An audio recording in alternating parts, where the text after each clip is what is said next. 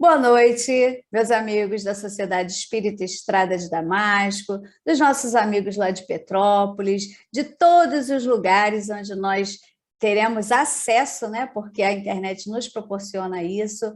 Queremos dar as boas-vindas também ao nosso amigo João Cláudio, que vai estar conosco hoje, dinamizando o nosso estudo do Evangelho, né? E a todos aqueles que assistirão depois lá no nosso canal do YouTube ou na página do Facebook, sejam todos muito bem-vindos, né? E que a nossa noite de estudo seja proveitosa para cada um de nós, tá?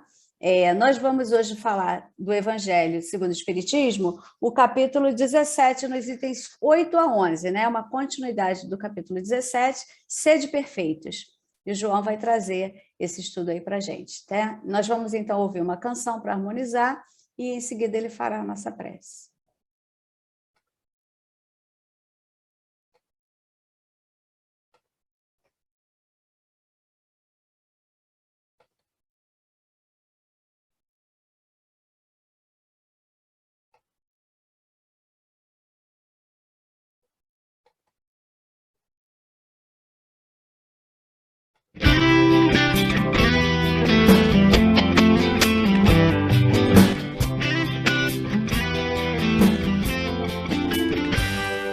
Aquele que faz do amor a sua bandeira e procura a cada passo ouvir a própria consciência é um homem de bem. Aquele que tem na fé sua escuderia e acredita no futuro, busca dons mais verdadeiros, é um homem de bem. Faz o bem pelo bem, que perdoa, estende a mão, luta por um mundo melhor e agradece o sal de cada dia. Feliz de quem faz da humildade o seu guia e se esforça contra vícios e fraquezas na certeza de ser homem de bem.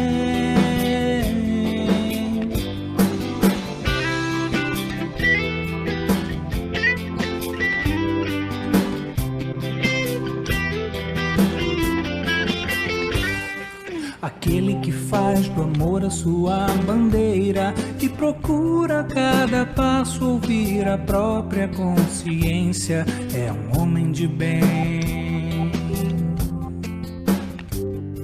Aquele que tem na fé sua escuderia e acredita no futuro, busca dons mais verdadeiros, é um homem de bem. Faz o bem pelo bem, que perdoa e estende a mão, luta por um mundo melhor e agradece o sal de cada dia.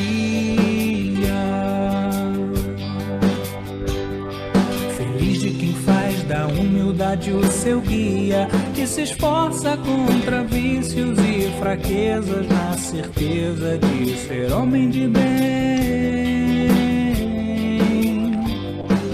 Aquele que faz do amor a sua bandeira, aquele que tem na fé sua escuderia, feliz de quem faz da humildade o seu guia, é um homem de bem,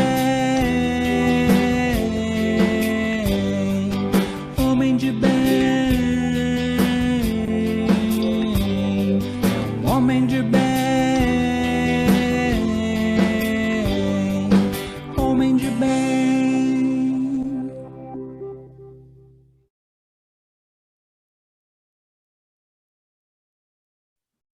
E assim, Senhor, estamos aqui reunidos para estudar a sua palavra, reunidos em seu nome, Senhor, para que os seus ensinamentos nos reforcem o nosso esforço de ser um homem de bem, de buscar, de ser de perfeitos, como o Senhor nos ensina no dia de hoje, através do seu Evangelho, Senhor.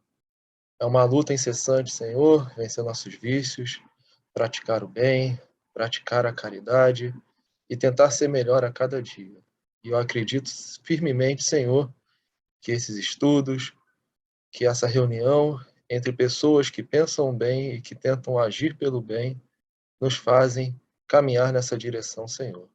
Te agradeço, Senhor, essa oportunidade de estar aqui e te peço inspiração nas palavras, inspiração para tentar transmitir a sua mensagem da melhor forma possível.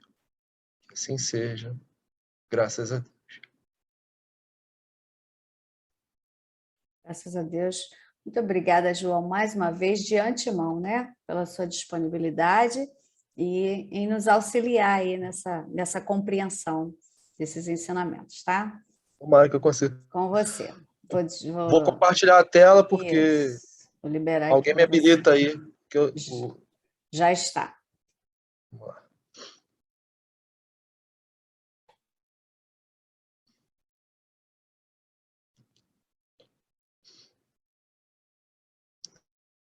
Hoje a gente vai encerrar esse capítulo, Sede Perfeitos.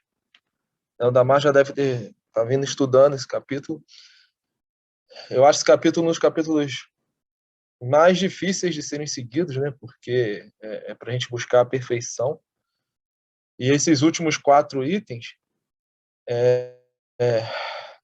fecham o capítulo e para mim, resumem também um pouco da nossa caminhada para ser de perfeitos.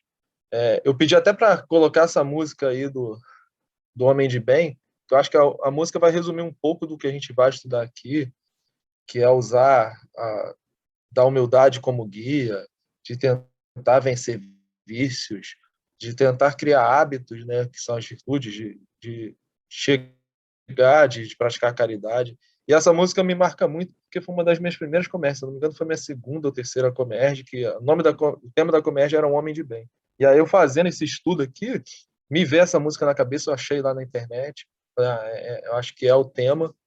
Se depois vocês puderem ler a letra, eu acho que é bem bacana e é um ritmo também que me contagia e que faz a gente ter uma alegria em praticar e tentar ser uma pessoa do bem. Mas é isso. Então, para encerrar o Sede Perfeitos, a gente vai ter esses 4 itens: virtude, superiores e inferiores, o homem no mundo e cuidar do corpo e do espírito. São 4 temas, eu espero que eu me programei para tentar fazer dentro de 1 hora aí, vamos ver se eu consigo. Tá? Começando por virtude, que é o item 8. Aquilo que eu falei, quem quiser ir contribuindo é só mandar um chat aí que eu tento ver aqui a sinalização e paro, tá? Mas eu quis começar pela definição de virtude, né? Primeiro, dicionário na internet, qualidade do que se conforma como considerado correto e desejável, mas aí eles falam aqui, correto e desejável do ponto de vista moral e da religião. Então, eles fazem questão de dizer que o correto e o desejável é no ponto de vista religioso, ponto de vista moral, mas, de maneira geral, uma conformidade com o bem. E isso aqui me chamou a atenção quando eu li a excelência moral. Virtude não é só uma qualidade, né? Eu, quando era mais novo, eu usava virtude como sinônimo de qualidade, mas hoje eu já tenho um entendimento que a virtude é muito maior do que a qualidade. A virtude é ligada realmente à excelência moral, à conduta, a uma moral mais elevada, a qualidades nobres, a qualidades que não são tão comuns no nosso dia a dia.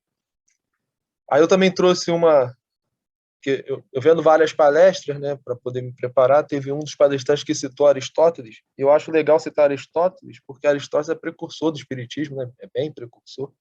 Então ele já falava sobre a virtude lá atrás, né, e o conceito que ele trouxe aqui, para mim, é interessante porque a virtude é uma consequência de um hábito. Isso que Aristóteles fala, nos tornamos o que fazemos repetidamente. Se a gente cultivar bons hábitos, a gente pode criar um círculo virtuoso e esses bons hábitos vão fazer com que aquela virtude seja praticada no dia a dia e aquilo se torne natural. Então, às vezes, se a gente tem dificuldade de praticar o bem, de fazer algo virtuoso, a gente pode tentar criar o hábito de fazer aquilo, né? E aí eu complementei aqui que eu não achei o autor, mas essa frase me veio na cabeça também, de um livro que eu já li há um tempo atrás, eu fui lá e resgatei, falando que a virtude do homem deve ser avaliada não pelo que ele faz de extraordinário, mas pelo que ele faz de comum. Porque às vezes a gente também acha que tem que fazer grandes coisas para ser um homem virtuoso. E às vezes são as coisas mais comuns que fazem a gente uma pessoa virtuosa. Eu vi uma palestra que um dos palestrantes falava que nessa pandemia, às vezes, uma atitude virtuosa é você tentar lembrar daquele amigo que mora sozinho e ligar para aquela pessoa só para bater um papo. Porque aquilo ali já vai fazer um bem para aquela pessoa. Então, ou você andar na rua e ver alguém precisando de ajuda e tentar ali, não só ajudar, mas tentar ouvir a pessoa, tentar fazer algo maior do que uma ajuda pura e simples. E aí, para terminar com os conceitos, eu trouxe do Evangelho, que a gente vai estudar. O Evangelho define a virtude no mais alto grau. Você pode reparar, ó, no mais alto grau. É o conjunto de todas as qualidades essenciais que constituem o homem de bem. Então, assim, aqui para mim resume, né? A virtude, ela não é sinônimo de qualidade. Ela é um conjunto de todas as qualidades essenciais que constituem o homem de bem. E aí eles tentam listar essas qualidades, que é ser bom, ser caritativo, laborioso, sóbrio, modesto. São as qualidades do homem virtuoso. E aí, durante aqui o decorrer da virtude, né, eu fui destacando o que eu achei principal, né, para a gente não ter que ler todo o capítulo junto aqui. Eles vêm tentando explicar o que seriam essas virtudes. E aí uma das coisas que me chamou a atenção foi eles deixando claro de que ser virtuoso não é fazer ostentação da virtude. Ou seja, é agir de forma com modéstia. Né? Porque quando a gente faz atitudes virtuosas, mas que a gente ostenta isso, a gente acaba praticando junto um dos maiores vícios que é oposto à modéstia, que é o orgulho. Né? Então, a virtude verdadeiramente digna desse nome, ela não faz escândalo, ela não faz ostentação, ela não faz estandarte. Ela se oculta para fugir da admiração das massas. Eu trouxe o conceito aqui de modéstia, para ficar claro para todo mundo, mas uma das coisas que eu já li, e que a gente até estudou aqui juntos, num dos capítulos passados, é eles falando que quando a gente pratica o bem e faz questão que todo mundo fique sabendo disso, isso já foi a nossa retribuição pela nossa atitude. Então, quando a gente age de forma que fuja da admiração das massas, é quando a gente vai estar sendo verdadeiramente virtuoso.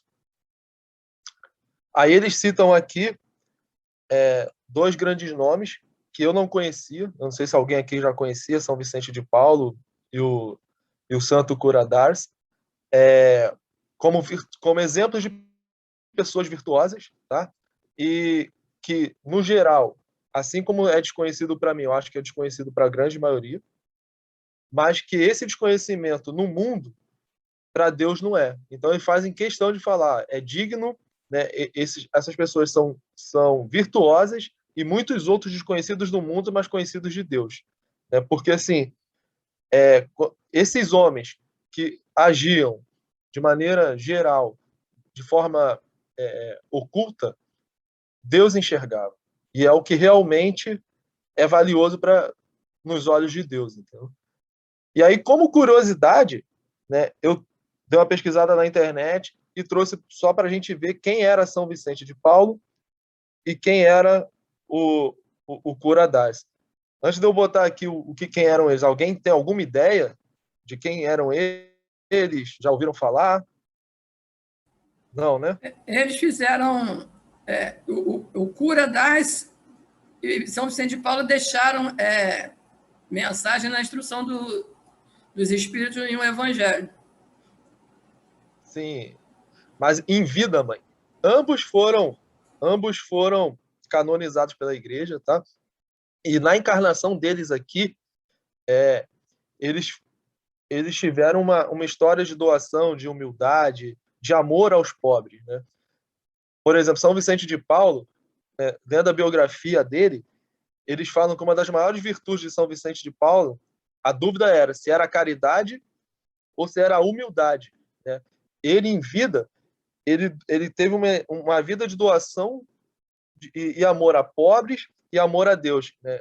Ele dedicou a vida dele aos pobres e sofreu pra caramba, tá? Se vocês pegarem a biografia dele, você vai ver que ele chegou a ser escravizado e depois ele conseguiu ser liberto para depois ele ser inspirado por Deus e dedicar a vida dele aos pobres, tá? E, no entanto, apesar dele ser esse santo lá que a igreja depois canonizou, né, não é tão divulgado assim. E o outro, que é o Cura Dras, também, tá? É um serviço dedicado aos pobres, um serviço que, como eu destaquei aqui em negrito, ele comia muito pouco, ele tentava ficar vigia o tempo todo, sempre em oração, para ele poder agir da maneira correta, dormia no máximo 3 horas por dia, que é para ele poder ter tempo de se dedicar aos pobres e também de atender às confissões, tá?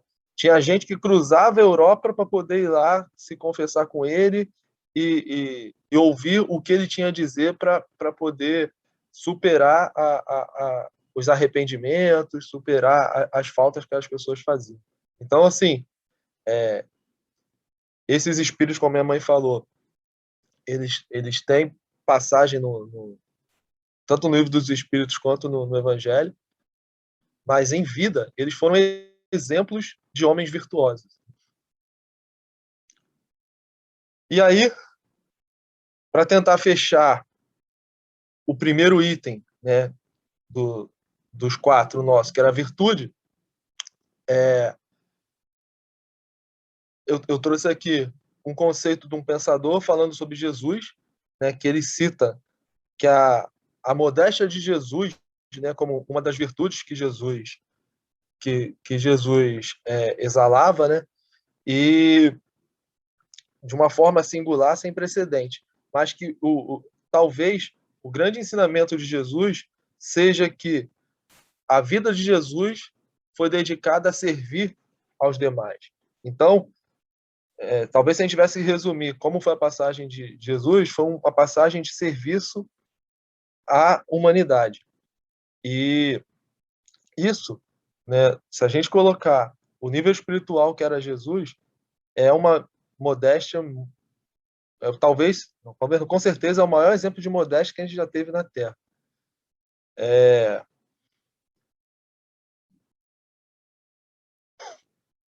A gente também tem que tomar cuidado de afastar dos nossos corações, né, para poder ser um homem virtuoso, tudo que seja orgulho, tudo que seja vaidade, tudo que seja amor próprio, porque isso, de alguma forma, ela vai nos dificultar a sermos homens virtuosos. Tá? E, fechando o capítulo, o Evangelho ele faz questão de destacar para a gente que mais vale pouca virtude com modéstia do que muita com orgulho. Porque é pelo orgulho que as humanidades têm se perdido. E é pela humildade que a gente há de se redimir. Então, se a gente tiver que agir de forma que a gente vai fazer muitas coisas que são caracterizadas como virtudes, mas sem modéstia, era melhor a gente fazer menos coisas, mas com modéstia, porque vai ser mais valorizado por Deus. Alguém quer falar alguma coisa? Então chat aí. Berlim. Fala, Berlim. Isso é muito importante, isso é muito legal aí. Porém, a gente tem que ter uma compreensão também que existem muitos filantropos reais e que divulgam as suas ações a fim de que eles possam contagiar outros a fazerem também. E, às vezes, essas pessoas, elas estão fazendo, de forma não modesta, e aí eu quero dizer que o não modesto, tipo assim, eles aparecem na mídia, são chamados para entrevista, aquele negócio todo, mas a real intenção é da promoção da situação e não da autopromoção. Então, você pode fazer a caridade, você pode fazer a benevolência, você pode promover ajuda e botar na internet e sair na foto. Enquanto se o seu objetivo principal for a ação em si, a fim de que outros possam embarcar nisso, bacana, vai do teu coração. Isso. Mesmo que outros digam assim, olha aí, ó, tá fazendo para se autopromover. Então, na verdade, cabe muito mais a intenção do que efetivamente o que as pessoas acham, porque no final nunca vai ser entre você e os outros, sempre vai ser entre você e Deus. Então, é só para a gente que às vezes está com a visão, porque nós somos orgulhosos, nós somos vaidosos, e a gente pode achar que aquilo é um ato de falsa modéstia, mas não, simplesmente ele é do jeito que é e está promovendo uma ação. Obrigado. Perfeito, Berlim. Eu acho que quando o Evangelho fala sobre o orgulho, eu acho que é justamente isso, né? É como a gente vai se sentir em fazer aquilo, né? Nesse caso que você citou, isso é uma propaganda do bem, né? Eu acho que ele está propagando não a ele está tentando propagar o exemplo dele para que isso seja seguido, né? Por exemplo, eu vejo, né? Eu sou costumeiramente doador de sangue. E aí, toda vez que eu dou sangue, eu faço questão de pegar minha foto, botar nas redes sociais e tentar estimular as pessoas a doarem sangue. Porque eu sei que sangue salvam vidas, a gente ajuda pessoas que precisam de sangue e não custa nada, né? A gente vai lá, doa um pouco daquele sangue, daqui a pouco seu corpo reproduz aquilo de novo para você e eu faço essa propaganda. Mas eu não sei se alguém pensa que João está fazendo isso aparecer, mas eu sei que eu fazendo isso, eu já estimulei algumas pessoas que nunca tinham doado sangue, que tinham medo de doar sangue e que passaram a doar. Entendeu? Hoje eu já tenho uns 3 ou 4 doadores frequentes que me confidenciaram que eu acabei estimulando eles de irem lá doar sangue. Entendeu? Tem mais gente aí para falar. Tem Carmi e tem Jaqueline. E o exemplo arrasta, né, João? Sim, sim. Mas assim, eu confesso que, né, quando eu faço as doações de sangue, eu coloco lá e o pessoal elogia, fala, eu me sinto bem. Talvez isso já seja a minha recompensa. Mas que eu consegui estimular outra pessoa, eu consegui. Fala, mãe. Eu penso, tem 2 pontos que eu queria destacar. Eu penso que modéstia está muito próximo de humildade, né? Porque não tem como, né? Humilde, se ele falar que ele é humilde, se ele admitir que ele é humilde, ele já não está sendo modesto. Humilde, sim. Né? Então, isso aí é uma coisa. Mas é importante que a gente faça o bem, ainda que, como exercício, você começou o estudo dizendo que a gente, na medida em que a gente exercita, a gente vai aprendendo a fazer o bem. Sim. Então, mesmo que a gente faça com alguma pontinha de querer aparecer, é melhor do que não fazer. Agora, por outro lado, o orgulho é um perigo, porque o orgulhoso é aquele camarada que pensa que é mais do que é. Então, é esse o cuidado que a gente tem que ter, de achar que a gente é melhor porque a gente está ajudando, porque o orgulho faz isso, o orgulho arma essa armadilha para a gente. A gente se achar melhor do que na realidade a gente é. Por isso que a modéstia é importante, autêntica, né? Como a humildade, de saber o meu real tamanho, de saber que o que eu faço é muito pequeno se eu analisar o meu caminho de engano, que eu tenho certeza que eu já vi, né? Os equívocos que eu vim praticando por aí, vida fora, né? Encarnações afora. Então, eu preciso ter essa consciência para não permitir que o orgulho faça com que eu me projete num ideal, né, de Carminha que eu ainda não sou. É isso. Deu, mãe. Tem mais a Jaqueline João. agora. Isso. Baseado no que o Berlim falou, da divulgação, da importância da divulgação, né? Eu estava vendo um trecho do Criança Esperança, onde o Fábio Porchat estava liderando lá o trabalho, dinamizando lá a apresentação. E foi colocado uma participação, como é que eu vou dizer? Uma contribuição que ele fez com 50 pessoas que iam se inscrever, que queriam se inscrever para o Enem e não tinham condições. Eu achei tão legal aquilo, ele colocou nas redes sociais o anúncio. Se você tem interesse, não sei o que, não sei o que lá, em se inscrever para o Enem, eu posso contribuir com você. E ele pagou a inscrição dessas pessoas, ele mandava o comprovante para a pessoa dizendo que a inscrição dele estava paga, que estava feita, sabe? E aí mostrou, né? Foi filmado, as pessoas agradecendo a ele por aquela oportunidade. Assim, eu acreditei nessa ação dele, porque eu sei que ele faz outras ações também, sabe? De buscar ali formas de ajudar as pessoas. E isso eu não tinha visto ainda a divulgação.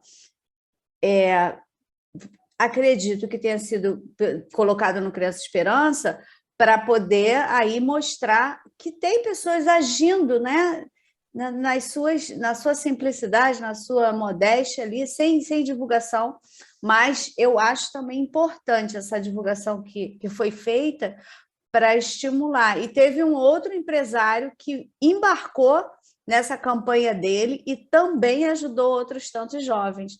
Então, achei muito bacana essa iniciativa, porque foi pela educação, né? Movido por esse sentimento de incentivar quem está querendo melhorar através da educação. Então, foi bem bacana essa iniciativa. Tenho dito, e Marcelo está aguardando. Pode falar, Berlim. Eu acho importante a gente eleger dentro da família, dentro do nosso círculo, um anjo da guarda, para dizer o seguinte: olha, cara, eu vou fazer aqui umas coisas aqui, se você sentir que eu estou pulando fora do barco, que eu não estou no trilho, me orienta. E me veio à cabeça um dos reis, né, lá de Roma, né, que eram chamados os Césares, né? Um deles, não sei se foi Marco Aurélio, que tinha, né, uma pessoa que andava um passo atrás dele, e sempre quando ele saía no povo ali, né, e o pessoal, obviamente, era o rei, né, tu és o César, tu és o melhor, tu és o negócio, né, falava uma série de elogios, e esse homem andava um passo atrás dele, falando baixo no ouvido dele, pedido por ele, dizia o seguinte: lembra-te que és apenas um homem. E o pessoal, né, falando que ele era o máximo, o rei, lembra-te que és apenas um homem. Então, é importante que a gente eleja uma pessoa, normalmente são de casa, né? A gente, né, João, normalmente é a mulher, olha, cuidado com isso aí, hein? Olha, que você já está um pouco demais, cuidado. Mas elege alguma pessoa que você acha que tem uma sensibilidade maior do que a gente falou para você, João, mas é para mim também, né? Para poder nos orientar, que seja o nosso orientador. Eu quero contar aqui um caso rápido do Decimar, que eu sempre conto aqui, mas vale a pena. Eu tive lá uma situação com o Decimar, estávamos estudando e, em um dado momento, o professor César Reis, ele tinha ido num evento e tinha dito que era presidente da Federação Espírita, vice-presidente da Federação não sei o quê, presidente de não sei o quê, vice-presidente, primeiro tesoureiro. Rapaz, ele era uns 50 negócios. Quando ele acabou isso, eu vi que ele me incomodou muito. Incomodou, garboso, mitidão, entendeu? E eu falei, poxa, você viu o César Reis, rapaz? Olha, mitidão, falou que era presidente disso, presidente daquilo, uns 10 instituições, não sei nem como é que ele arruma tempo para isso tudo. Vice-presidente de outras 20, primeiro secretário, tesoureiro. Você não acha que ele é muito garbosão? E o Decimar, com aquela solicitude cirúrgica, disse assim para mim: olha, Belinho, o que eu acho não soma muito, mas a gente normalmente vê no outro aquilo que a gente tem. Rapaz, é que não tinha um buraco para eu entrar. Eu queria sair do outro lado do mundo, entendeu? A minha cara caiu assim, não deu para contar os cacos nem para pegar. Então, naquele momento, ele me advertiu que o problema não era se o companheiro trabalhava muito, mas era eu que estava incomodado com o quanto ele trabalhava. Então, é importante que a gente eleja pessoas que a gente acredita que têm uma acessibilidade maior para que nos oriente quando a gente estiver em algum trabalho onde a gente pode vir a se perder. Muito obrigado. Deixa eu falar uma coisa, então. Porque mexeram na tua ferida, né, Berlim? O que mexeu com a minha foi a história do Porchat, porque eu tenho uma implicância com ele, não simpatizo com ele. Isso daí já vai dar uma mexida para mim rever isso aí. Será que é alguma coisa em mim que ele desperta que me faz ter essa antipatia? Vou pensar a respeito. Mãe, te conhecendo é porque ele é comediante, a senhora não gosta muito de comediante, né? A senhora implica de maneira geral com um monte de comediante. Não é mais. Né? Como ninguém é perfeito, né? Ele tem defeitos e qualidades. Com certeza. Acho que todo mundo, né, vai ter. Eu acho que aqui o estudo é sobre ser de perfeitos, mas quando eu terminei o estudo, eu tive certeza que eu estou muito, mas muito longe, né? Assim, é tanta coisa que a gente tem que fazer para chegar lá que a gente vê como a gente ainda está muito atrás, né? Deixa eu ver se o PowerPoint ajuda. Não está indo. Vamos lá, vamos para o segundo tema.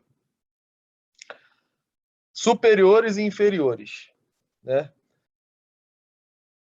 Quando eu li isso daqui, eu já achei que ia falar sobre essas questões da gente se achar moralmente superior e o outro moralmente inferior. Mas não.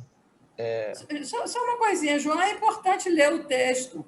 Lê o texto, depois você fala. Vocês não acham? Vocês não sentem falta disso? É porque eu boto o slide para vocês lerem, porque eu acho meio chato eu ficar lendo tudo. Mas se quiser, eu leio. Então pede para alguém ler.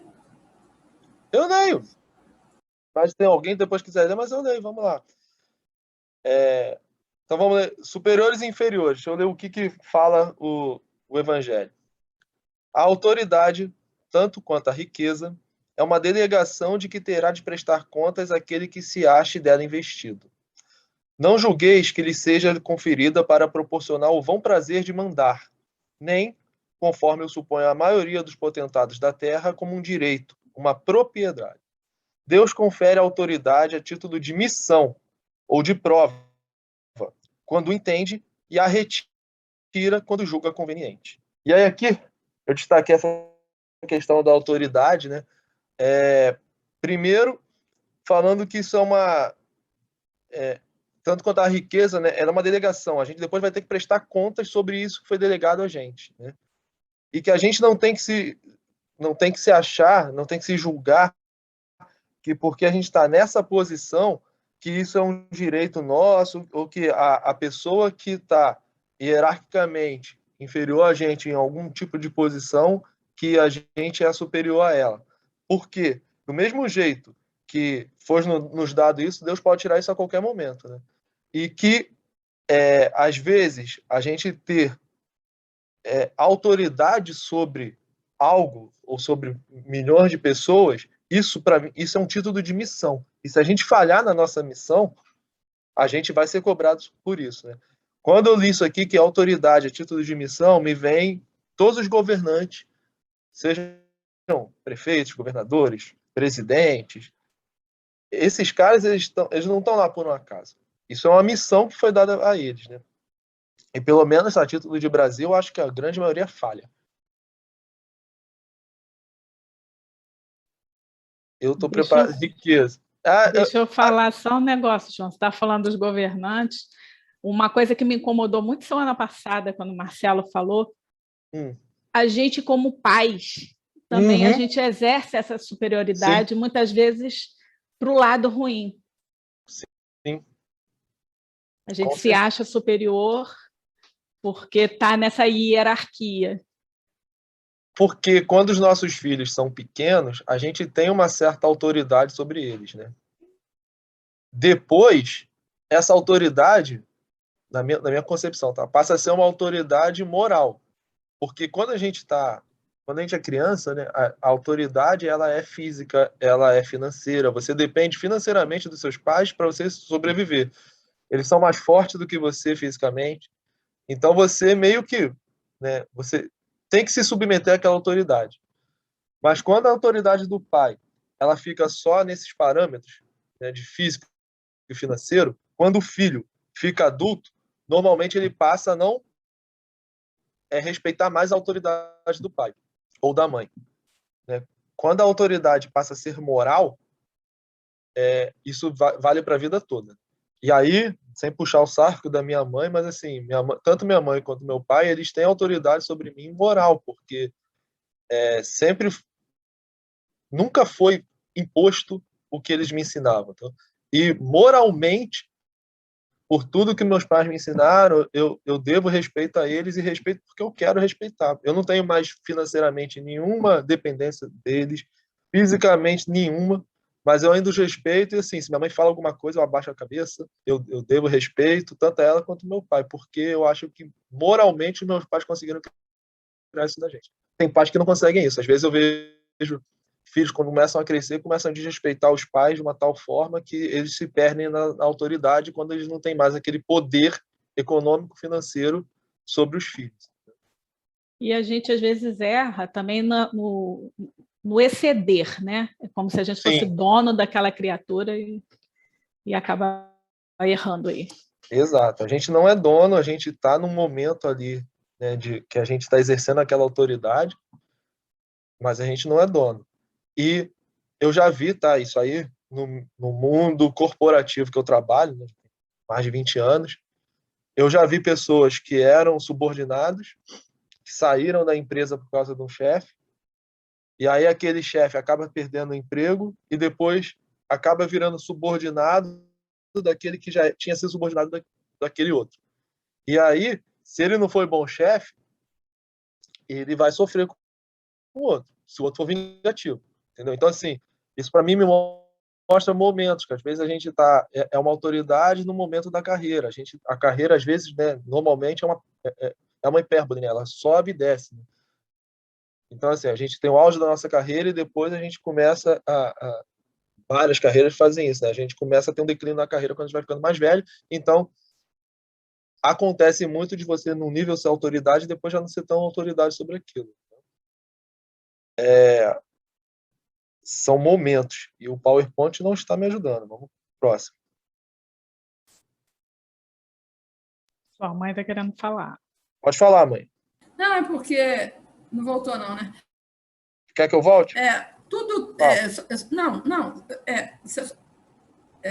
Tudo que a vida nos dá, quer dizer, tudo que a gente recebe da vida, tudo é lançado na contabilidade divina, na nossa, vamos dizer assim, na nossa ficha, né? Existe uma ficha de controle dos nossos atos. E uma vez eu vi essa comparação e achei muito interessante. Na contabilidade, debita-se pela entrada, acredita-se pela saída. Ou seja, todo débito é um ativo, é uma coisa a nosso favor que a vida dá. E a todo débito tem que corresponder para o balanço fechar, tem que corresponder a um crédito de igual valor. Então, tudo que nos é delegado, seja lá autoridade, sejam bens, seja facilidade de estudo, seja situação financeira boa, tudo que nos é dado pela vida gera para a gente um passivo de igual valor. Quer dizer, a gente passa a dever à vida a compensação por esse valor que nos foi dado. Então, quando a nossa ficha lá, ela está desequilibrada lá, que a gente recebeu muito e não deu nada, é aquilo de que muito será pedido a quem muito foi dado. A explicação é essa. Está lá na nossa ficha, está desequilibrado. A gente vai voltar com mais obrigações do que direitos, porque a gente tem que equilibrar essa ficha. As coisas têm que andar junto. A nossa contabilidade tem que fechar. Então, por isso que está falando que é uma missão, é uma prova, todo bem. Tudo que nos é dado é uma missão, é uma prova para a gente carregar, porque a gente vai ter que devolver para a vida na mesma proporção daquilo que ela nos está dando. Eu achei muito interessante, eu não lembro qual foi o livro em que se fazia essa comparação. É bem legal, mesmo. Eu sou, né, oriunda da contabilidade. Mas é bem legal mesmo. Alô? Pode continuar, João, por favor. Vamos lá.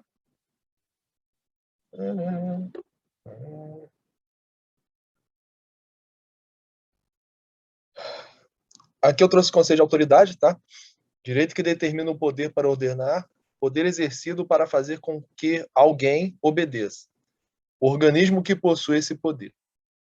Essa autoridade é quando a gente tem o direito de ordenar, né? De mandar. Obrigar alguém a fazer algo que a gente obedeça. Quem quer que seja depositário de autoridade, seja qual for a sua extensão, desde a do Senhor sobre o seu servo, até o soberano sobre o seu povo, não deve olvidar que tem almas a seu cargo, e que responderá pela boa ou má diretriz que deu aos seus subordinados, e que sobre eles recairão as faltas que estes cometam, os vícios a que estes já arrastados em consequência dessa diretriz ou maus exemplos, do mesmo modo que colherá os frutos da solicitude que empregar para os conduzir ao bem. Ou seja, né, a gente não pode esquecer, quando a gente está no cargo de autoridade, que muitos dos erros que os nossos subordinados vão ter vai ser de nossa responsabilidade. Por quê? Eu vejo isso quando a gente está num cargo de chefia, né, de gerência. Quando a gerência vai bem, o gerente é elogiado. Agora, se a gerência, de alguma maneira, falha, quem é cobrado é o gerente. Se um funcionário do gerente falhou, o gerente pode cobrar o funcionário, mas a empresa vai cobrar que o gerente deixou aquilo acontecer. Faltou orientação, faltou monitoramento, faltou aprendizado, faltou conhecimento, ele escolheu a pessoa errada para o lugar errado, alguma coisa é feia, mas ele vai ser cobrado. Então, assim, a gente não pode esquecer disso. E que a gente, num âmbito maior, né, quando a gente fala sobre o povo, a gente é responsável por várias coisas que acontecem no nosso povo, né? Aí, para não ficar sendo repetitivo, né, a gente vê aí crianças que às vezes perdem a oportunidade de ter uma vida digna porque o governo desviou dinheiro e aí não investiu em educação e aquela criança não se educou direito e aí por isso ela não consegue um emprego direito. Isso vai ser cobrado do governante que permitiu que isso acontecesse. E assim a gente pode pegar 1000 exemplos de governantes e como isso afeta a vida de quem está debaixo desses governantes. Pode falar, mãe. Berlim também. Estou falando muito, mas você está me cutucando. Você está me cutucando, o que eu posso fazer? Não, desculpa, mas não é intencional de nada, tá? Tem um cara chamado James Hunter, se não me engano, que é o autor daquele livro O Monge e o Executivo, que ele diferencia autoridade de autoritarismo de um jeito bem legal. Esse cara aqui, ele tem autoritarismo, não tem autoridade. Por quê? Porque o cara que só é obedecido porque ele tem o poder de mandar, se o outro obedece porque ele tem esse poder, ele está sendo autoritário. Ele não está exercendo autoridade. Porque a autoridade verdadeira, aquela que Jesus possui a moral, né, é quando você consegue persuadir o seu subordinado, o seu filho, seja lá quem for, a fazer aquilo porque você está pedindo. Esse cara tem autoridade, não é autoritário. Também acho isso bem interessante. Não sei se o Berlim quer completar aí. Berlim, eu queria pegar o gancho aí, um pouco da Patrícia, né? Que como ser um pai servidor, né? Como ser pais servidores, pais que não vão preparar pessoas, pais que vão preparar bons espíritos, né? Que vão lidar com todas as pessoas. Então é a partir dessa liderança servidora, onde o exemplo de moral, né? O tom de como se fala, de como, obviamente, você pode ali ter alguma coisa um tom mais, às vezes mais áspero, mas a gente vai ser, eu gostei muito quando você botou lá que a virtude é aquilo que a gente faz no simples. Então, o nosso dia a dia, se a gente pudesse ser servidor, e como é isso? É liderar pelo exemplo, pelo bom exemplo, para que a gente não deixe um mundo melhor para os nossos filhos, e sim filhos melhores para o mundo, porque a gente está, na verdade, atuando numa fase desse espírito que vai ficar com a gente um tempo, né? Mas ele tem voo próprio. Então, o líder servidor, que eu também li, né? Eu li o líder servidor e antes dele é o monge executivo. Inclusive, esse cara teve aqui no Brasil, aqui em Macaé, dando uma palestra. É ter essa questão de ser um pai servidor, né? Ser exatamente aquele líder que você gostaria que, né, que fosse o outro ser você. Exatamente. Vocês resumiram esse slide que eu trouxe, era justamente sobre isso. Quando eu ia falar do líder servidor, né? Peguei a passagem de Mateus que fala sobre isso, sobre que a gente, né, eles citam que o Filho de Deus, né, o Filho do Homem, veio para ser servido, não veio para ser servido. Se nem Jesus veio para ser servido, por que a gente vai achar que a gente tem que ser servido? E aí, esse conceito que o monge executivo trouxe, o líder servidor trouxeram, isso mudou várias empresas, várias formas de liderança. Isso, para mim, já serve de um alerta que o mundo realmente está mudando, né? Aquele líder autoritário, aquele líder centralizador, controlador, isso está morrendo dentro das empresas porque a gente está numa sociedade, né, criativa. A informação só tem diferencial para as empresas quando a gente consegue, em cima da mesma informação, criar algo novo e criar algo diferente para os clientes, né? Quando a gente estava lá atrás, foi da Revolução Industrial, a gente precisava de um sistema de chão de fábrica, de fábrica, seguindo ali uma metodologia de fábrica, e que você era contratado para fazer um certo movimento, e aquele movimento, junto com os outros movimentos, iam criar o produto. Então, você não era pago para pensar, né? Nessa época, tinha gente que falava que, alguns líderes falavam que se pudesse contratar o empregado sem a cabeça e só com os braços, seria o ideal, entendeu? Porque o que ele precisava era dos braços da pessoa. E aí, conforme a evolução, né, do mundo, tanto empresarial quanto moral, hoje a gente já precisa de pessoas que têm autonomia, pessoas que possam criar, pessoas que possam entender o que está acontecendo e melhorar.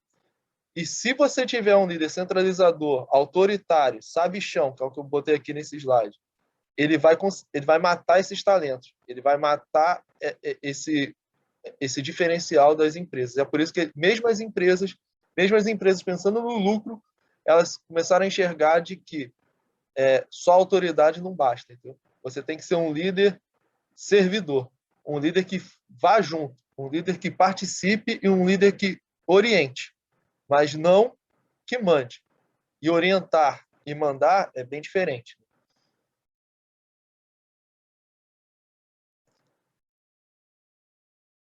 Aqui eu trouxe, basicamente, o fechamento do Evangelho sobre esse item, tá? Falando que se te dei subordinados, não foi para que fizestes escravos da tua vontade, nem instrumentos dóceis dos teus caprichos ou a tua cupidez.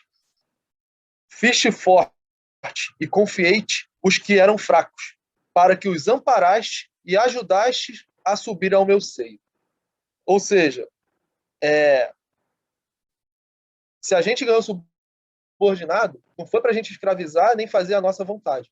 Foi para a gente, foi porque Deus enxergou que a gente, de alguma forma, era mais forte para aquela função e que, através dessa nossa força, a gente ia conseguir trazer as pessoas juntos. E não trazer essas pessoas que, em teoria, naquele assunto, são mais fracas que a gente.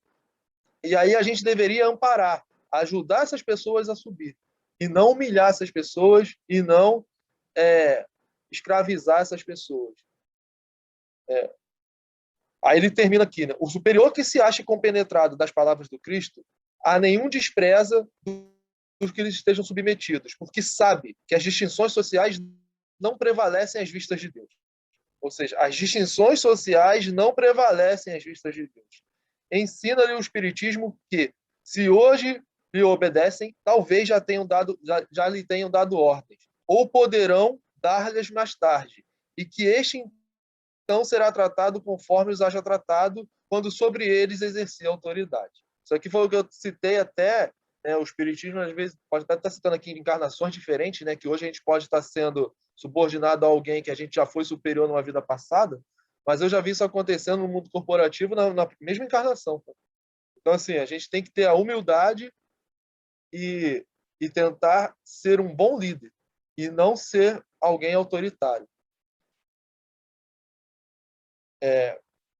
No Evangelho, ele também tece um comentário que eu achei interessante sobre os inferiores, né? Porque o capítulo são os superiores e os inferiores. Como eu sabia que os superiores ia ser o maior tema, eu só trouxe o alerta para quem está numa posição inferior em determinada situação. Porque se o superior tem deveres a cumprir, o inferior de seu lado também os tem, e não menos sagrados. Se for espírita, sua consciência ainda mais imperiosamente lhe dirá que não pode considerar dispensado de cumpri-los, nem mesmo quando seu chefe deixe de dar cumprimento ao que lhe corre, porquanto sabe muito bem não ser lícito retribuir o mal com o mal e que as faltas de um não justifiquem as de outro. Aqui me lembra algumas situações que você vê que teu chefe, às vezes, te orienta errado ou te dá uma ordem e você boicota o teu chefe. Se a gente está naquela posição, a gente tem que ter consciência de que a gente não está ali à toa e que, mesmo com um chefe que a gente não goste, a gente tem que fazer o melhor que a gente puder. Porque, agindo errado, a gente não vai ser merecedor de algo melhor. Né? Isso às vezes eu falo com alguns colegas que eu vejo meio desmotivados, que começam a fazer corpo mole, começam a tentar não fazer o trabalho. Eu falo para eles, cara, você só está se prejudicando. Porque você deixa de ganhar experiência, você deixa de fazer um trabalho bem feito, você deixa de aprender com o seu trabalho e você deixa de se destacar. E quando você faz isso, você se desvaloriza no mercado de trabalho. Porque eu já vi muita gente tá numa empresa, se destacar, um outro colega sai e chama aquele cara que se destacava junto com ele. Quando você tem um desempenho mediano, medíocre, você não vai ser lembrado por ninguém que tiver uma outra oportunidade de te puxar porque acha que você está sendo injustiçado na sua posição. Então, a gente, numa posição inferior hierarquicamente, seja qual for, a gente tem que fazer o nosso melhor. E como disse aí, né, o pessoal falou do Fábio Porchat, um bom exemplo é isso. Se os nossos governantes falham e a gente tem a oportunidade de alguma forma ajudar aqueles que o sistema falhou, a gente tem que fazer isso. Né? O Berlim citou aí o Decimal, o meu sogro, eu estive com o meu sogro nesse final de semana, e o meu sogro estava falando sobre tentar ajudar as crianças do ensino público na pandemia. Porque o que o meu sogro tem notado? Né? Notou lá com uma criança lá de 10 anos que ele está tendo contato. O ensino público vai lá, dá uma apostila para ele e manda ele para casa estudar e fazer aqueles exercícios. Na outra semana entrega, o professor corrige, entrega para ele os resultados e dá outra apostila para ele. Só que não dá a explicação. E aí tem um monte de aluno que deve estar perdido porque só aquela apostila não é suficiente para ele. E, às vezes, os alunos têm pais que não têm um grau de instrução que vai conseguir pegar a apostila e estudar junto com o filho. Ou o pai não vai ter tempo porque trabalha o dia inteiro, sai cedo e chega tarde em casa e não vai ter ainda tempo de sentar com o filho para estudar. E aí, o que o meu sogro já estava pensando? Vou tentar usar o espaço aqui do José Luiz, tentar contratar uns voluntários para dar aula para essas crianças, já que o governo não está dando. Se ele conseguir fazer isso, é uma atitude que ele está tentando consertar algo que está ao alcance das mãos dele. Apesar dos nossos governantes estarem fazendo isso com nossos ensinos, o ensino público, principalmente na pandemia. João. Pode falar. Você sabe que eu sou professora de escola pública, né? Sendo que do Rio. Sim. Eu estou te falando do caso que o meu sogro falou, tá? Não sei se isso é generalizado. Não, é fato. Tá? É fato isso. A diferença é que ele falou da Prefeitura de Nova Iguaçu, que ainda não voltou, até onde eu sei, não retornaram às aulas presenciais. No meu caso, já retornamos, né? Nós temos a maioria dos alunos em sala. Só que tivemos que botar 11 turmas em quarentena por conta de um professor de educação física que pegou Covid, e aí o protocolo diz que essas turmas têm que voltar para o remoto. E o que motivou os professores a voltarem atrás nos seus ideais, né, ou na sua tentativa de se preservar do Covid, né, de preservar sua família, foi a falta de condições dessas famílias de assistirem às aulas remotas. Na verdade, eles não têm compromisso com a educação, né? As famílias não estão comprometidas, as crianças não estão comprometidas e têm as dificuldades tecnológicas, a gente sabe disso. Mas a partir do momento que é oferecido um grupo de WhatsApp, que não é obrigação do professor, mas a nossa escola optou mandar essas atividades, vídeos explicativos, aulas síncronas, né? Porque a gente tentou fazer as aulas síncronas e simplesmente os responsáveis, as crianças, não dão a devolutiva, né, dessas atividades, não dão importância para essa nossa dedicação, porque eu estou falando pelo meu grupo, tá? Pelo meu grupo de professores, que a gente se esforçou ao máximo. Até hoje a gente mantém o grupo de WhatsApp, porque a gente sabe que é a maior forma desses pais acessarem e responderem, porque eles estão no Zap direto, mas para as atividades escolares não estão. Então, assim, a gente sabe de toda essa dificuldade que foi criada com isso tudo, mas a gente entende também que é necessário o interesse. Então, muitos estão se acomodando nessa questão da dificuldade da tecnologia e não estão buscando aí essa aprendizagem, né? No nosso caso, a gente já voltou, os professores falaram, gente, a gente precisa voltar com essas crianças, porque a educação foi ladeira abaixo. Então, retornar, se não tiver a criança na escola, esquece educação, esquece a aprendizagem, né? Melhor dizendo, de uma forma mais pedagógica falando. Então, está muito difícil mesmo, e essa iniciativa do DCMAR vai ser muito válida realmente, porque as crianças estão perdidas, totalmente perdidas. Entendido. Uma pena. Para fechar esse item, numa palavra, solicita o sentimento do dever, oriundo da sua fé, e a certeza de que todo afastamento do caminho reto implica uma dívida que, cedo ou tarde, terá de pagar. Todo afastamento do caminho reto implica em uma dívida, como a minha mãe falou lá da contabilidade. A gente ganhou aquilo ali, a gente está devendo. E se a gente se afastar de usar aquilo da maneira reta, cedo ou tarde a gente vai ter que pagar por aquilo ali. Como eram 4 itens, a gente ainda tem mais 2, mas vamos lá, acho que dá tempo. Eu tenho o quê? 15 minutos? Hein, Jaque? Temos 20 minutos, João. 20. Então, eu acho que esses outros 2 não são tão polêmicos assim. Porque a gente já falou da virtude, já falou de superiores e inferiores, já falou de autoridade, e agora fala sobre o homem no mundo, né? Um sentimento de piedade deve sempre animar o coração dos que se reúnem sobre as vistas do Senhor e imploram as assistências dos bons espíritos. Purificai, pois, os vossos corações. Não consentais que nele demore qualquer pensamento mundano ou fútil. Isso aqui, para mim, a primeira frase também mexeu um pouco comigo, né? Que um sentimento de piedade deve animar o coração dos que reúnem sob a vista do Senhor e imploram por assistência dos bons espíritos. Ou seja, às vezes a gente pede a Deus, implora assistências dos bons espíritos, mas a gente não tem piedade do próximo, né?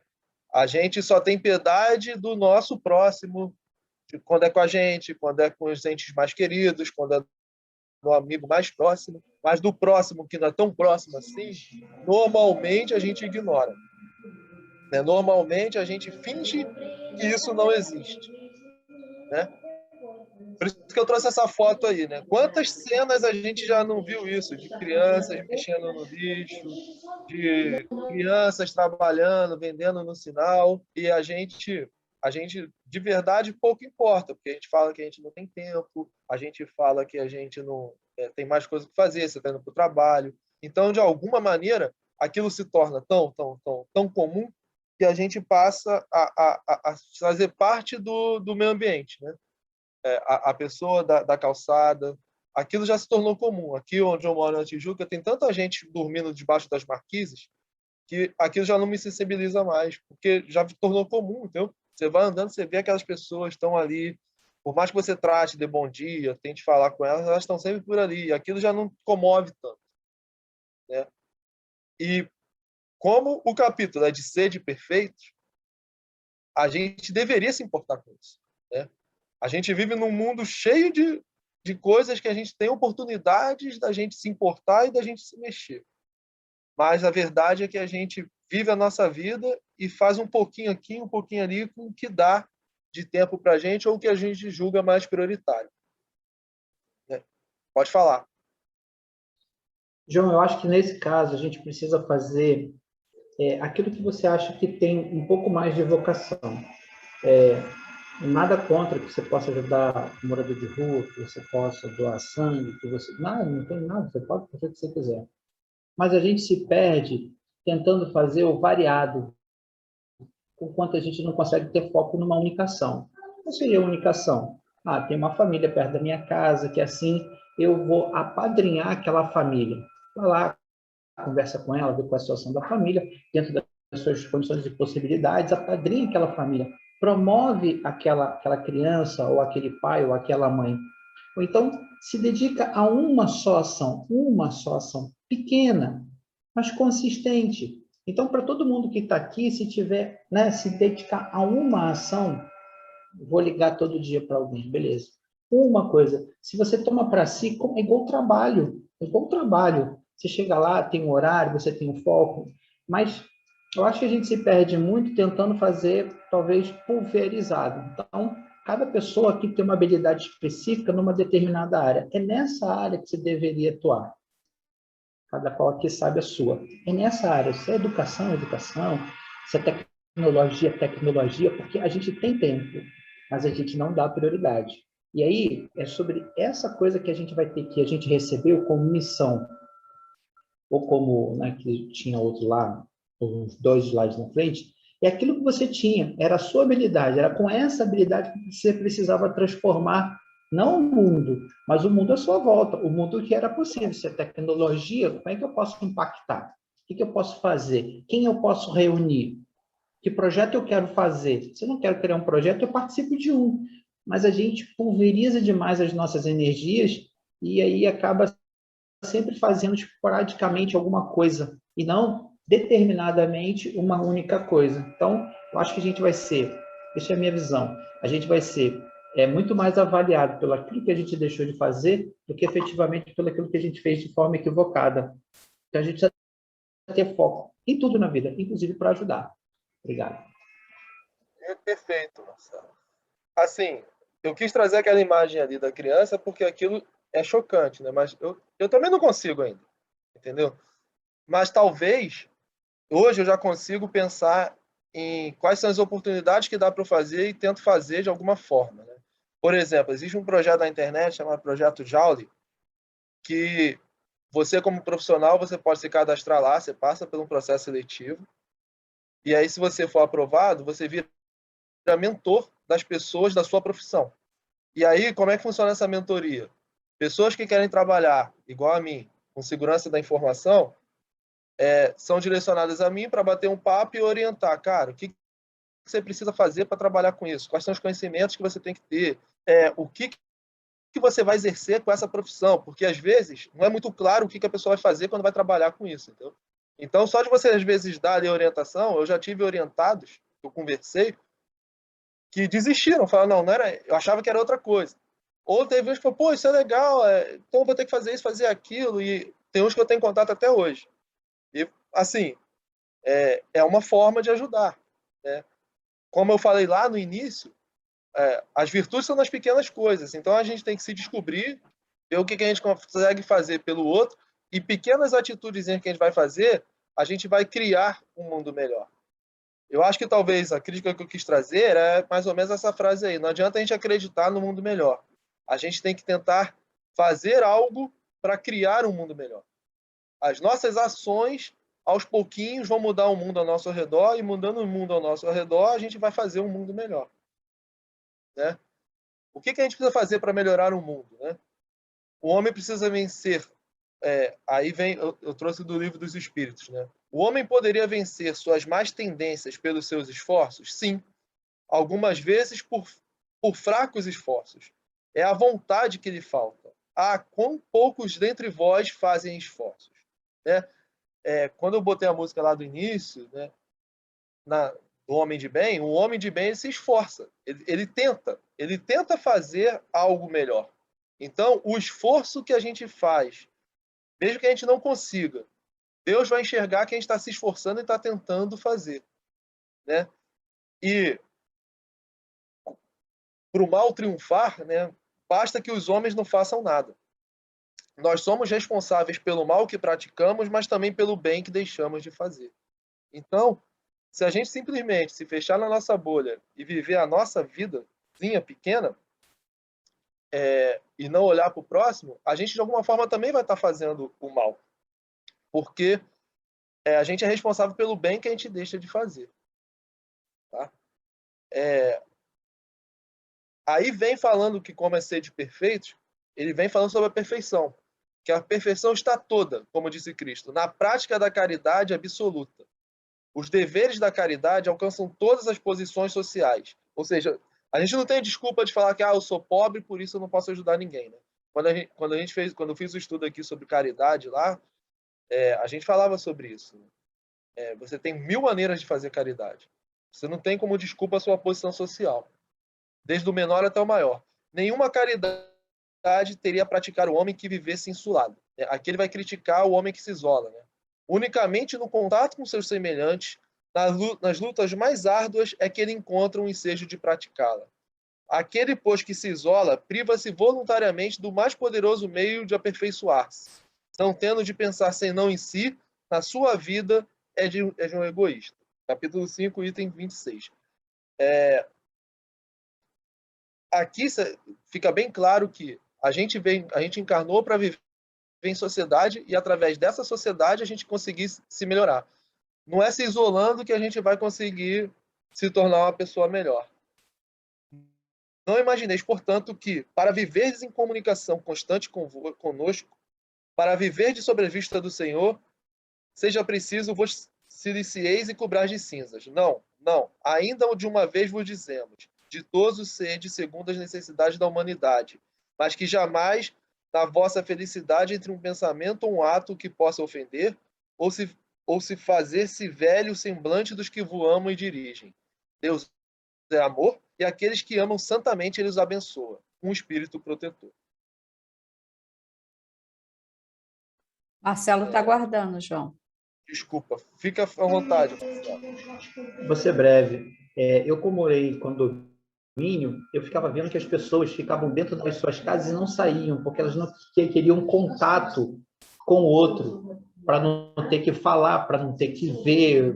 Elas querem ficar dentro das suas casas, elas não queriam compartilhar. E tal qual não foi a surpresa, parece que teve um problema lá na água, e parece que nasceram pelo menos umas 8 ou 9 crianças. E aí todas aquelas pessoas, né, que beberam daquela água, que tiveram as crianças tinham que ficar ali na rua, tiveram que ter o chamado atrito social, né? Um atrito no modo de dizer, começou a ter que ficar ali fora, ter que conversar. E aí uma amiga que eu morava em frente à minha casa, falou assim, por que você não fica aqui fora? Ela não tinha filho. Não quero não, o pessoal fala muito, não quero escutar. E ela era companheira espírita. Eu falei assim, mas é um atrito social que a gente evolui, é nesse contato, essa oportunidade é única. A gente precisa se relacionar para se melhorar o entorno, né? E aí eu ficava pensando, então eu, como sou um cara extremamente comunicativo, gosto de me comunicar, principalmente com aquele que eu não conheço, eu ficava vendo que essas pessoas, de alguma forma, estão perdendo uma oportunidade grande. Então, tinha gente lá no condomínio, lá em Nova Iguaçu, que anos e anos e anos que nunca saíram das suas casas. Elas passam, cumprimentam, entram nas suas casas e ficam ali. Inclusive, se morrerem, a gente nem sabe, porque como elas não conversam, né, a gente só vai achar elas depois de muito tempo, entendeu? Isso aí. Então, Isso vale para tudo quanto é lado, tá? Às vezes a pessoa fica no seu cantinho, na empresa ela não fala, para não ter que ter o atrito. Então, vale para todo e qualquer local. Sim, isso é verdade. Assim. Acho. E para fechar, o último item, cuidar do corpo e do espírito. Né? Aqui eu trouxe 2 conceitos, se não ficar claro, né? Porque o Evangelho ele vai citar o ascetismo e o materialismo. Né? O ascetismo é uma filosofia de vida no qual se realizam práticas visando o desenvolvimento espiritual. Muitas vezes essas práticas consistem no refreamento dos prazeres mundanos e na austeridade. Aqueles que praticam um estilo de vida austero definem suas práticas como virtuosas e perseguem o objetivo de adquirir uma grande espiritualidade. Muitos ascéticos acreditam que a purificação resultante do corpo com a prática ascética ajuda à purificação da alma, a compreensão acerca de uma divindade ou a encontrar uma paz interior. O substantivo ascetismo deriva do termo grego askesis, prática, treinamento, exercício de cunho espiritual. Originalmente era associado com qualquer forma de disciplina ou filosofia prática. Modernamente, além desse sentido mais geral, o termo ascetismo também se refere mais especificamente a alguém que pratica uma renúncia no mundo com o objetivo de adquirir um ato de intelecto e espírito. Tá? Isso aqui eu trouxe o conceito porque o Evangelho vai citar, e pelo menos para mim era meio obscuro o que era o ascetismo. Tá? E materialismo todo mundo conhece, mas assim, eu trouxe só o conceito.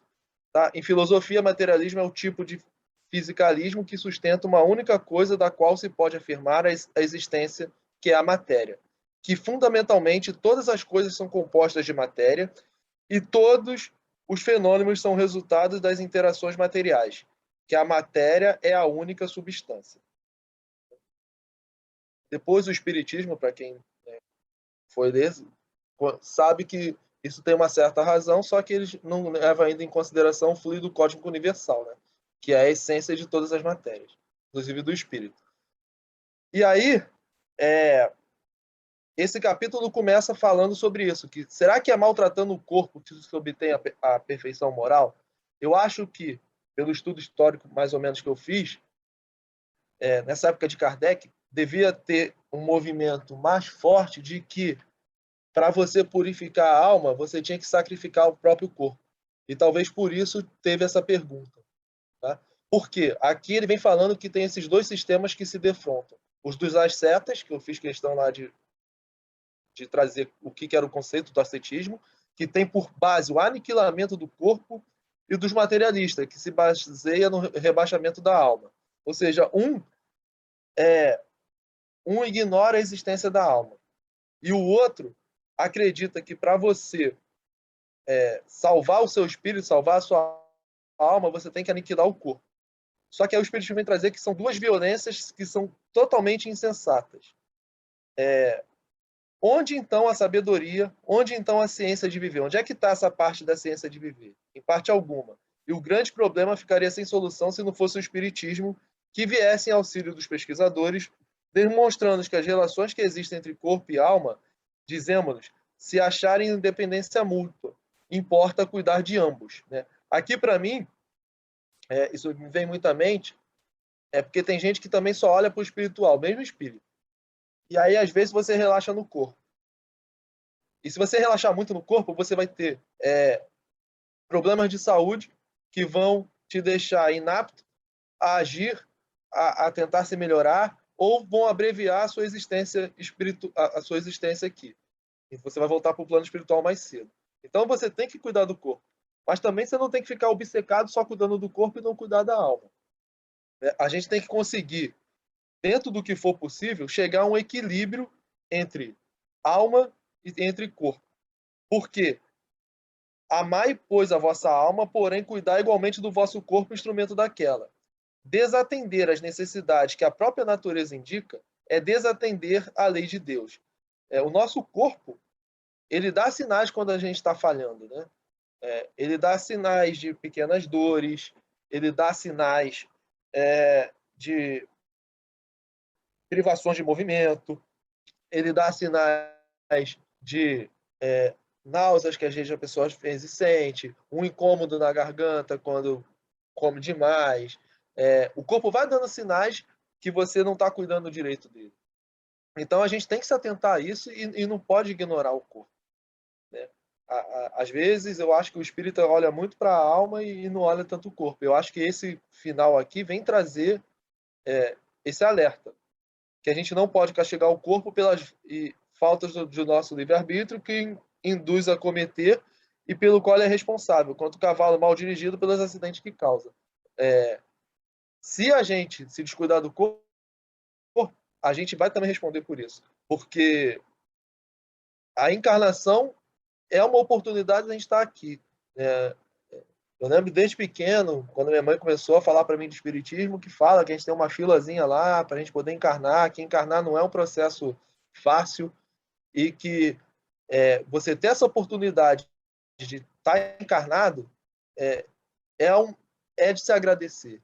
Então, cuidar bem do nosso corpo para a gente poder viver tudo aquilo que a gente tem que viver aqui faz parte, sim, das nossas obrigações morais e do nosso compromisso com Deus, né? Não negligenciamos nosso corpo porque, ainda que o deixemos ficar na terra no processo da morte física, é nele que avaliamos as sensações do abraço da mãe, do ósculo afetivo e das mãos carinhosas dos amigos. Ainda tem isso, né? Ele ainda alerta que as sensações que a gente tem, que o nosso corpo proporciona, são graças a ele, né?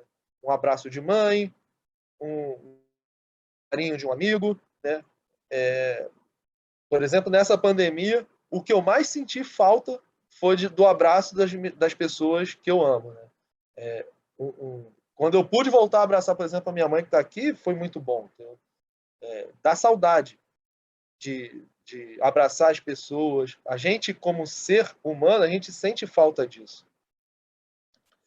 Sereis, porventura, os mais perfeitos se martirizando o corpo, não vos tornar de menos egoísta, nem mesmo os orgulhosos nem caricativos com o próximo? Não.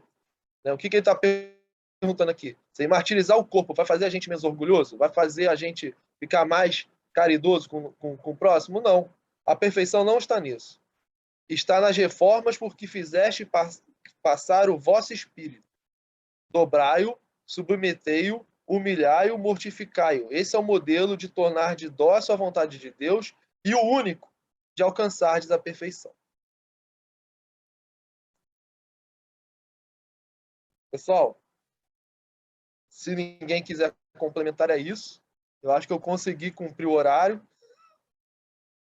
Agradeço aí o tema, agradeço a oportunidade aí a todo mundo, o João Berlim que me convidou, e é isso. Mais do que cumprir o horário, né, João, é ter assim como meta, né, fazer com que a gente reflita e se veja, né, nesse papel de co-criadores, de colaboradores com o Criador, né, de responsáveis pelas mudanças que nós podemos causar ao nosso redor e nós mesmos, né, e fica aí mais uma vez esse dever de casa, né? Assim, da gente. Complementando esses 4. Pode falar, João. Complementando esses 4 itens, eu acho que o fechamento é mais ou menos esse, para a gente ser de perfeito. A gente tem que cuidar do nosso corpo, cuidar da nossa alma, ser virtuoso, mas sem humilhar o nosso próximo, né? Se a gente tiver a oportunidade de ter subordinados, ajudar esses subordinados e viver no mundo sem se isolar do mundo, porque também se isolar não é uma resposta. Então, acho que os 4 são mais ou menos esses. Você tem que vir para o mundo, viver o mundo e tentar ser o melhor que você puder com todas as dificuldades que o mundo vai te impor. Seja você subordinado, seja você chefe. Verdade. A sua mãe acho que quer... Posso falar? Posso contar? Muito complicado. Posso Fica à vontade, só uma historinha que vai ilustrar isso tudo aí.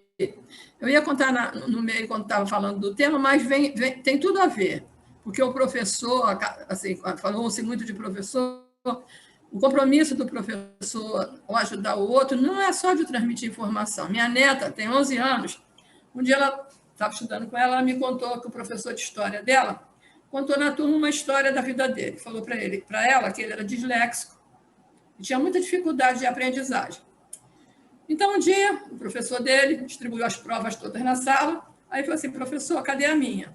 Aí falou assim, está lá no quadro. Aí, quando ele olhou lá no quadro, tinha um desenho de um burro. O professor humilhou o menino na frente da turma todinha. Tá? Passou, os pais descobriram que ele tinha dislexia, trataram, ele estudou, foi à frente, foi adiante. Anos e anos depois, ele estava diretor de uma escola. Quem era professor nessa escola? O professor que fez isso com ele. Que o humilhara. Aí ele falou, o professor chegou para ele todo, né, cabisbaixo, né, achando que ele ia tomar alguma medida contra ele. Ele falou assim, olha, eu não vou pedir para demitir você. Eu só espero que você aprenda essa lição que a vida dá. Eu, hoje, estou diretor, você continua professor. Analise as coisas antes de emitir uma opinião na frente dos seus alunos. O cara que era o burro virou o diretor, né? Não, mas eu achei bem legal ele contar essa história para as crianças. Quer dizer, sim, ele não está comprometido só de passar informação, ele está comprometido de passar valores para os alunos. Falei, pô, esse teu professor é bem legal, filho. Né? E ilustra bem isso tudo aí que a gente está falando. Muito bom mesmo. Um aprendizado, né, para a gente que lida com a educação. Muito bacana, João. Então, finalizamos, João? Já fez as últimas considerações? Já. Ótimo. A gente combinou com a Val, né, dela fazer a prece. Isso, vamos sim.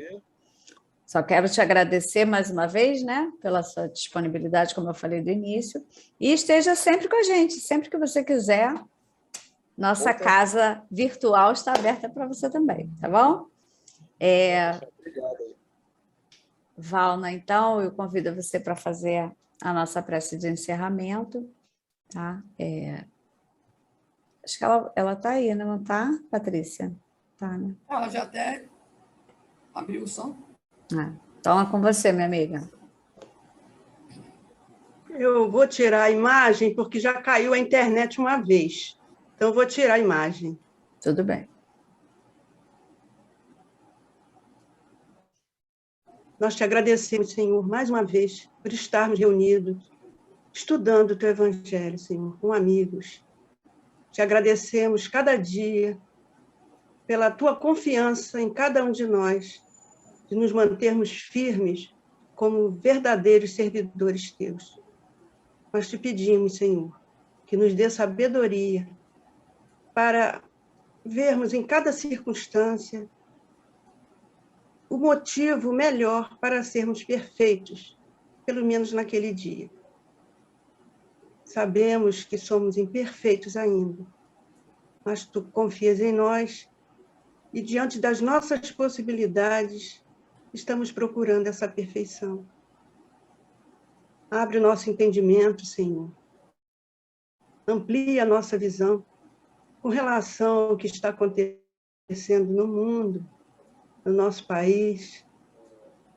Te pedimos que oriente os nossos governantes nesse momento de crise, principalmente o nosso país.